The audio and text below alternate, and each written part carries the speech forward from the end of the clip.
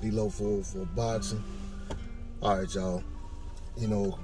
Big question out there is what's next for Canelo Alvarez. I've already dropped a video speaking about, he himself making mention of Triple G as a potential opponent next.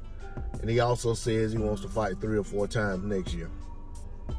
I want to say this. We've seen a few guys over the last several years become undisputed.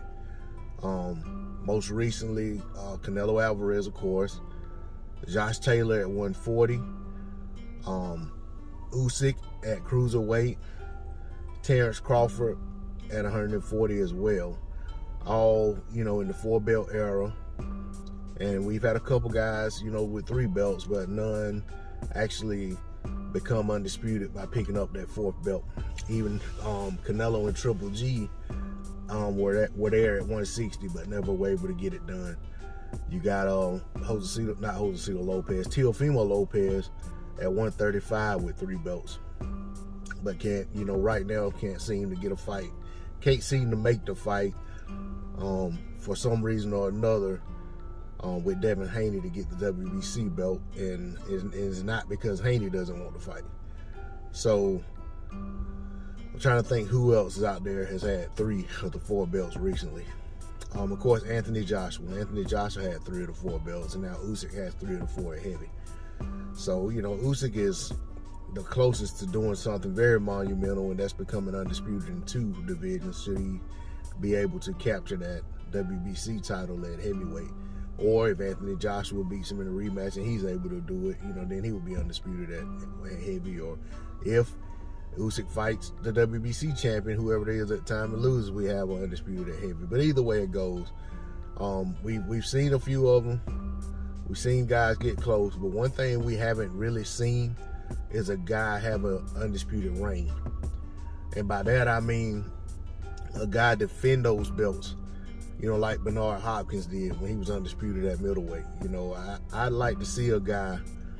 I know it's hard to keep all the belts, but if Vladimir Klitschko could keep all those belts for all those years at heavyweight, those 3 belts, once Vlad got to the point of being a 3-belt champion, he didn't lose again until late, until he had a pretty long run defending those titles. He just wasn't able to pick up the last belt because his brother held the last belt, held the WBC belt for a long time.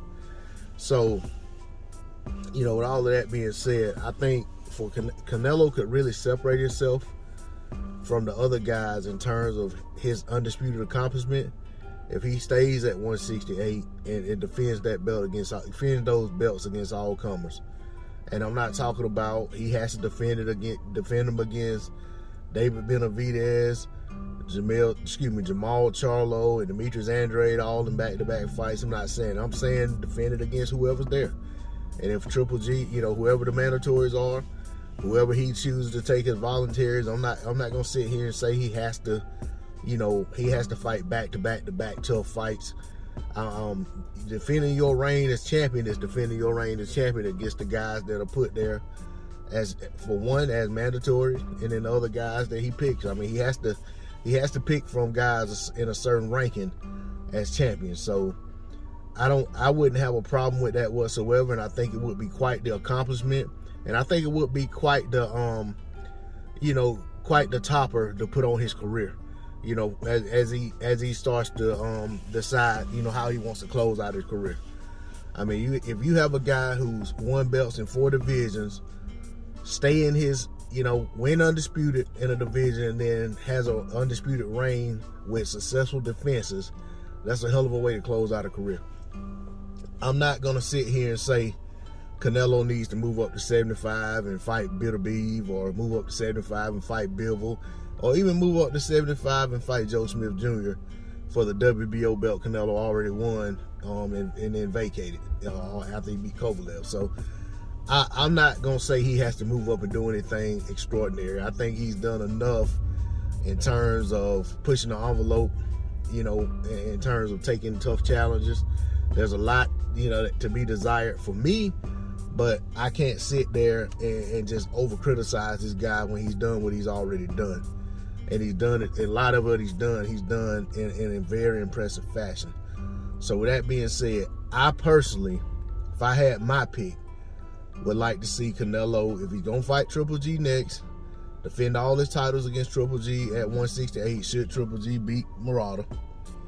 And then after that, just take on the guys that are there to be fought at 168, making defenses of his titles, and try to have an undisputed reign at 168 and as he closes out his career. That's all I got on the D-Lo 404 Boxing. Like, share, comment, subscribe. I'm out. Peace.